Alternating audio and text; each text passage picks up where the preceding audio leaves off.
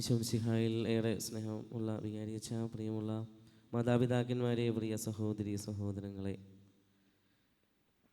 വർഷങ്ങൾക്ക് മുമ്പ് ഏകദേശം 1923 സ്ഥാപിതമായ ഒരു പുണ്യ ദേവാലയത്തിലാണ്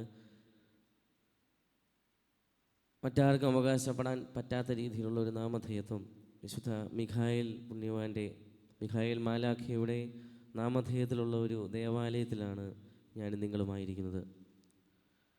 ഇന്നത്തെ സുവിശേഷം തന്നെ വിശ്വാസത്തെക്കുറിച്ചാണ് പറഞ്ഞു വയ്ക്കുന്നത്. വിശ്വാസത്തോടെ പ്രാർത്ഥിച്ചാൽ എന്തും നിങ്ങൾക്ക് ലഭിക്കും. നമ്മുടെ പൂർവ്വപിതാക്കന്മാർ, നമ്മുടെ കുടുംബത്തിൻ്റെ മൂത്ത ആളുകളൊക്കെ വിശ്വാസത്തോടെ, അല്ലെങ്കിൽ ആ വിശ്വാസം പകർന്നു തന്നതിൻ്റെ വലിയ ഒരു ഉത്തരമാണ്, ഫലമാണ് ഇന്ന് നമ്മളായിരിക്കുന്ന ഈ ദേവാലയവും നമ്മുടെ ഈ തിരുനാൾ ആഘോഷവും. തരകനാട്ടുകുന്നും താമരക്കുന്ന് പള്ളികളിലൊക്കെ ആയിരുന്നു നമ്മൾ ബലിയർപ്പിച്ചുകൊണ്ട്, നമ്മുടെ പൂർവ്വപിതാക്കന്മാർ ബലിയർപ്പിച്ചു കൊണ്ടിരുന്നത്. എന്നാൽ ഒരു പള്ളി വേണം, ഒരു ദേവാലയം വേണം, തങ്ങൾക്ക് ഇവിടെ തന്നെ ബലിയർപ്പിക്കണമെന്ന തീക്ഷ്ണമായ ആഗ്രഹത്തിൻ്റെ പുറത്താണ് 1923 ഇവിടെ ഒരു കുരിശുപള്ളി സ്ഥാപിച്ച് അവിടെ ആദ്യമായിട്ട് ബലിയർപ്പിക്കപ്പെട്ടത്. പിന്നീട് അങ്ങോട്ട് നമ്മുടെ പൂർവികർ പ്രാർത്ഥനയിലും കഠിനാധ്വാനത്തിലും ഉറച്ചു നിന്നുകൊണ്ടാണ് ഈ കാണുന്ന ദേവാലയവും ഇടവക സംവിധാനങ്ങളും ഒക്കെ ഇവിടെ രൂപപ്പെടുത്തിയത്. അതുകൊണ്ട് ഓരോ തിരുനാൾ ആഘോഷവും നമുക്ക് തിരിഞ്ഞു നോക്കാനുള്ള അവസരമാണ്. ഇന്ന് മിഖായേൽ മാലാഖയുടെ തിരുനാൾ, അല്ലെങ്കിൽ നൊവേന ചൊല്ലി നമ്മൾ ദിവസങ്ങളോളം ഈ തിരുനാൾ ആഘോഷിക്കുമ്പോൾ നമ്മുടെ പൂർവികരെ ഓർക്കാനുള്ള സമയം കൂടിയാണ്. അവർ തന്ന വിശ്വാസം എത്രത്തോളം നമുക്ക് കൈമാറാനായിട്ട് സാധിക്കുന്നുണ്ട്, അവർ പകർന്നു തന്ന വിശ്വാസം എത്രത്തോളം അടുത്ത തലമുറയ്ക്ക് നമുക്ക് പകർന്നു കൊടുക്കാനായിട്ട് പറ്റുന്നുണ്ട്. പ്രിയമുള്ളവരെ, ഇന്നത്തെ സുവിശേഷത്തിലേക്ക് നമ്മൾ കടന്നു വരുമ്പോഴും ഈ വിശ്വാസത്തെക്കുറിച്ചാണ് ഈശോയും പറഞ്ഞു വയ്ക്കുന്നത്. തൻ്റെ സ്ലീഹന്മാർ, തൻ്റെ ശിഷ്യന്മാർ, താൻ നെഞ്ചോട് ചേർത്ത് വെച്ചവർ വിശ്വാസത്തിൽ ആടി ഉലഞ്ഞപ്പോൾ ഈശോ അവരോട് പറയുകയാണ്, മലകളെ മാറ്റാൻ തക്ക വിശ്വാസം നിങ്ങൾക്കുണ്ടായിരിക്കണം. മലകളെ മാറ്റാൻ തക്ക വിശ്വാസം നിങ്ങൾക്കുണ്ടായിരിക്കണം. വിശ്വാസത്തോടെ നിങ്ങൾ എന്ത് പ്രാർത്ഥിച്ചാലും അത് നിങ്ങൾക്ക് ലഭിക്കും. മിഖായേൽ മാലാഖയുടെ തിരുനാളിലേക്ക് നമ്മൾ നടന്നെടുത്തുകൊണ്ടിരിക്കുകയാണ്. മിഖായേൽ മാലാഖയെ നമ്മൾ കാണുമ്പോൾ ഒരു സിനിമാറ്റിക് രീതിയിലുള്ള ഒരു എൻട്രിയാണ് മിഖായേൽ മാലാഖയെ നമുക്കറിയാം. മറ്റു വിശുദ്ധരൊക്കെ കൊന്തയും ബൈബിളൊക്കെ പിടിച്ച് വളരെ ശാന്തമായിട്ടും ഭയഭക്തിയോടെയൊക്കെയാണ് നിൽക്കുന്നത്. പക്ഷേ മിഖായേൽ മാലാഖയെ നമ്മൾ കണ്ടാൽ മനസ്സിലാവും, ഒരു കയ്യിൽ വാളാണ്, മറുകയിൽ ചിലപ്പോൾ ഒരു തുലാസ് കാണും. പറന്നിറങ്ങി വരുന്ന ഒരു മിഖായേൽ മാലാഖയാണ്. വലിയൊരു എൻട്രിയാണ്. ഒരു സിനിമയിലൊക്കെ ഒരു നായകൻ എൻട്രി നടത്തുന്നത് പോലെ, അല്ലെങ്കിൽ നായകൻ്റെ ആ ഒരു കടന്നുവരവിനെ സൂചിപ്പിക്കുന്നത് പോലെ, മറ്റു വിശുദ്ധരെയൊക്കെ നോക്കുമ്പോൾ അതിനേക്കാൾ വ്യത്യസ്തമായിട്ട് കയ്യിൽ വാള് എന്തിക്കൊണ്ട് പറന്നിറങ്ങി വരുന്ന, അല്ലെ തിന്മയുടെ ശക്തിയായ ദുഷ്ടാരൂപിയെ ചവിട്ടി മെതിക്കുന്ന ഒരു മിഖായേൽ മാലാഖയാണ് നമ്മൾ കാണുന്നത്. സഭ നമ്മളെ പഠിപ്പിക്കുന്നത് തിന്മയ്ക്കെതിരെ പോരാനുള്ള സ്വർഗീയ സൈന്യത്തിൻ്റെ ഏറ്റവും പ്രധാനപ്പെട്ട നേതാവായിട്ടാണ്, മുഖ്യ നേതാവായിട്ടാണ്, സൈന്യാധിപനായിട്ടാണ് നമ്മൾ മിഖായേലിനെ കാണുന്നത്.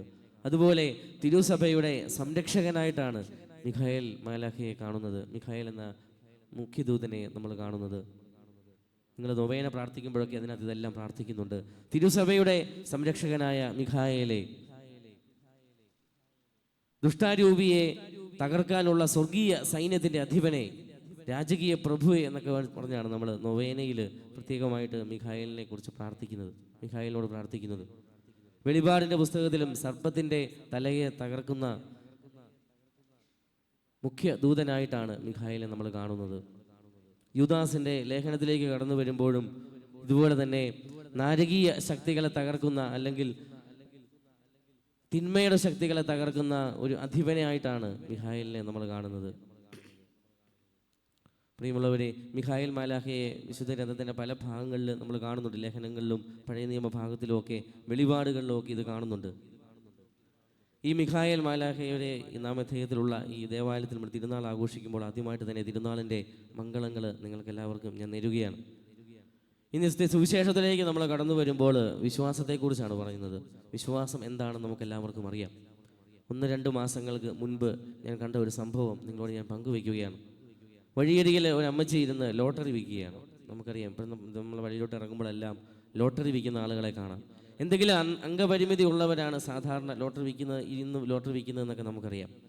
എന്നാൽ ഈ അമ്മച്ചി ലോട്ടറി വിൽക്കുന്നത് ഇങ്ങനെ ഓടി നടന്നല്ല, അവിടെ ഒരു സ്ഥലത്ത് ഇരുന്നു കൊണ്ടാണ് ലോട്ടറി വിൽക്കുന്നത്.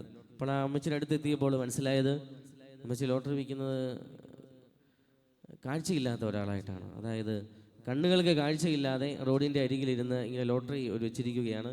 പൈസ ഇടാനുള്ള ഒരു പാത്രവും സൈഡിൽ വെച്ചിട്ടുണ്ട്. ആവശ്യമുള്ളവർക്ക് ലോട്ടറി എടുക്കാം. ലോട്ടറി എടുത്തു കഴിഞ്ഞ് അതിൻ്റെ പൈസ പാത്രത്തിലിട്ടാൽ മതി. അങ്ങനെ അമ്മച്ചി ഇങ്ങനെ കൊന്തയൊക്കെ ചെല്ലിയാണ് ഇരിക്കുന്നത്. അപ്പോൾ ഈ കൊന്തയൊക്കെ ചെല്ലിയിരിക്കുന്നത് കണ്ടുകൊണ്ടാണ് പോയി നോക്കാനായിട്ട് ഇടയായത്. അപ്പോൾ അമ്മച്ചിയുടെ അടുത്ത് ചെന്ന് സംസാരിച്ചു. അമ്മച്ചിയുടെ പേരെന്താണ്? അപ്പം മറിയക്കുട്ടി എന്നാണ് പേര്. അമ്മച്ചി എന്താണ് ഇവിടെ ഇരിക്കുന്നതെന്ന് ചോദിച്ചപ്പോൾ ഇങ്ങനെ ലോട്ടറി വിൽക്കാൻ വേറെ ആരും ഇല്ലേ വീട്ടിൽ, വേറെ സാഹചര്യങ്ങളൊന്നും ഇല്ലെന്ന് ചോദിച്ചപ്പം ഉണ്ടായിരുന്നു, മക്കളൊക്കെ ഉണ്ടായിരുന്നു, പക്ഷേ ഇപ്പം ആരും ഇല്ല, ഒറ്റയ്ക്കാണ് എന്നൊക്കെ പറഞ്ഞു. അപ്പോൾ ഞാനിങ്ങനെ ചോദിച്ചു, ഇങ്ങനെ കണ്ണൊന്നും കാഴ്ച തീർത്തില്ലല്ലോ, അപ്പോൾ ഇങ്ങനെ ആരെങ്കിലുമൊക്കെ പറ്റിച്ചുകൊണ്ട് പോകത്തില്ലേ, ലോട്ടറിയൊക്കെ എടുത്തുകൊണ്ട് പോകത്തില്ലേ, പൈസ കിട്ടില്ലേ, എങ്ങനെ അമ്മച്ചി അറിയുന്നേ എന്ന് ചോദിച്ചപ്പോൾ അമ്മച്ചി കൃത്യമായിട്ട് പറഞ്ഞു, എല്ലാ ദിവസത്തിനെയും അല്ലെങ്കിൽ എല്ലാ ദിവസവും അവസാനിക്കാൻ നേരത്ത് ഞാനിങ്ങനെ പൈസ എണ്ണുമ്പോൾ എനിക്ക് ജീവിക്കാനുള്ള വക ദൈവം തീർച്ചയായിട്ടും തന്നിരിക്കും. അതുമാത്രമേ എനിക്ക് ആവശ്യമുള്ളൂ. എൻ്റെ കണ്ണ് കാണത്തില്ലെങ്കിലും ഞാൻ അന്ധയാണെങ്കിലും എന്നെ കാണുന്ന ഒരു ദൈവം എൻ്റെ മുകളിലുണ്ട്. അതുകൊണ്ട് കർത്താവിൻ്റെ കൂടെ ഉള്ളതുകൊണ്ട് എനിക്ക് വേറെ പേടിയൊന്നുമില്ല.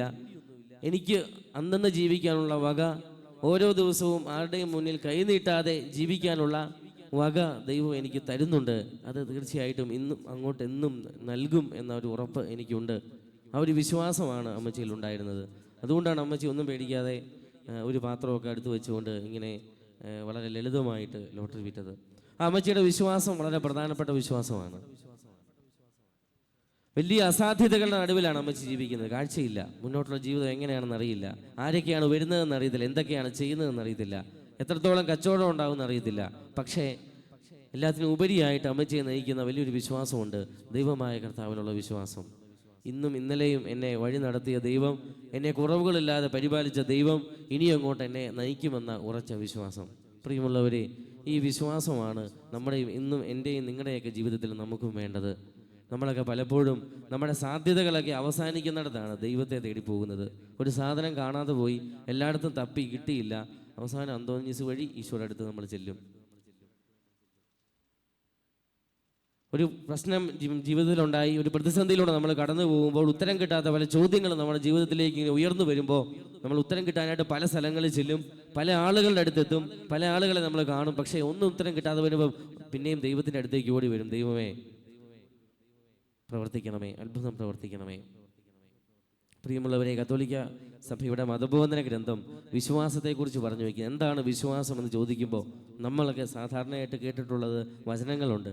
കാണപ്പെടാത്ത ഉണ്ട് എന്ന ബോധ്യം, പ്രത്യാശിക്കുന്നവ ലഭിക്കുമെന്ന ഉറപ്പ്, ഇതൊക്കെയാണ് വിശ്വാസം. എന്നാൽ കത്തോലിക്ക സഭയുടെ മതബോധന ഗ്രന്ഥം വിശ്വാസത്തെക്കുറിച്ച് പഠിപ്പിക്കുന്നത് വെളിപ്പെടുത്തപ്പെട്ട സത്യത്തോടുള്ള ഒരുവന്റെ പ്രത്യുത്തരവും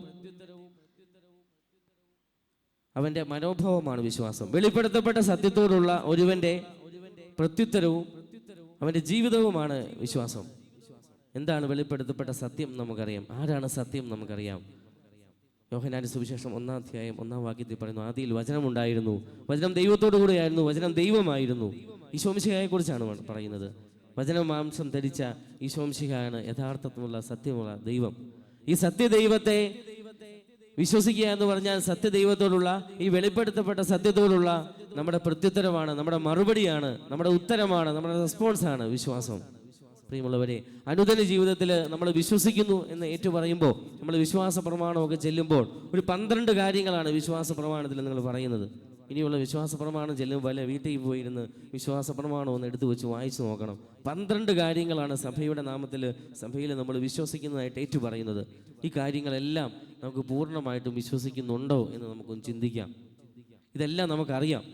ദൈവമായ കർത്താവ് കാര്യത്തൊഴുത്തിൽ പിറന്നെന്ന്, മറിയത്തിൻ്റെ പുത്രനായിട്ട് പിറന്നു എന്ന് നമുക്കറിയാം. 3 വർഷക്കാലം പരസ്യ ജീവിതം നയിച്ചു എന്ന് നമുക്കറിയാം. 33-ാമത്തെ വയസ്സിൽ വധിക്കപ്പെട്ടുവെന്ന് നമുക്കറിയാം. കാൽവരിയിലെ 3 ആണുകളിൽ തൂങ്ങിയെന്ന് നമുക്കറിയാം. കടം വാങ്ങിച്ച ആ സിമിത്തേരിയിൽ അല്ലെങ്കിൽ കല്ലറയിൽ അടക്കപ്പെട്ടുവെന്ന് നമുക്കറിയാം. 3-ാം ദിവസം ഉയർത്തെഴുന്നേറ്റുവെന്ന് നമുക്കറിയാം. തൻ്റെ സുവിശേഷം ലോകം മുഴുവൻ നൽകാനായിട്ട് 12 സ്ലീഹന്മാരെ നിയോഗിച്ചുവെന്ന് നമുക്കറിയാം. സഭയെ സ്ഥാപിച്ചുവെന്ന് നമുക്കറിയാം. സഭയിൽ ഇന്നും പരിശുദ്ധ കുർബാനയിലൂടെയും കൂദാശകളിലൂടെയും ഈശോ പ്രവർത്തിക്കുന്നുണ്ട്. ഈശോ നിത്യസാന്നിധ്യമായിട്ട്, സജീവ സാന്നിധ്യമായിട്ട് നമ്മുടെ ഉള്ളിലേക്ക് വരുന്നുണ്ടോ എന്ന് നമുക്കറിയാം. പക്ഷെ വിശ്വസിക്കുന്നുണ്ടോ എന്നുള്ളതാണ് ചോദ്യം. വിശ്വസിക്കുന്നുണ്ട് എങ്കിൽ മതബോധന ഗ്രന്ഥം പഠിപ്പിക്കുന്നതനുസരിച്ച് നമ്മുടെ പ്രത്യുത്തരവും നമ്മുടെ മറുപടിയും ഈ വിശ്വാസത്തിന് യോജിച്ചതായിരിക്കണം. നമ്മുടെ പ്രത്യുത്തരവും നമ്മുടെ മറുപടിയും ഈ വിശ്വാസത്തിന് യോജിച്ചതായിരിക്കണം. വെളിപ്പെടുത്തപ്പെട്ട സത്യത്തോടുള്ള നമ്മുടെ മറുപടിയും നമ്മുടെ ഉത്തരവും നമ്മുടെ റെസ്പോൺസുമാണ് യഥാർത്ഥത്തിൽ വിശ്വാസം. പ്രിയമുള്ളവരെ, ഈ തിരുനാൾ നമ്മൾ ആഘോഷിക്കുമ്പോൾ, ഓരോ തിരുനാളിലൂടെ നമ്മൾ കടന്നു പോകുമ്പോൾ ഇത് നമ്മുടെ വിശ്വാസത്തെ ഒന്നുകൂടെ ബലപ്പെടുത്താനുള്ള അവസരമാണ്. ഈ വിശ്വാസത്തെ ഒന്നുകൂടെ കരുത്തുറ്റതാക്കാനുള്ള അവസരമാണ്. മിഖായേൽ മാലാഖയൊക്കെ നമ്മോട് പറഞ്ഞു വയ്ക്കുന്നത് തന്നെയാണ്.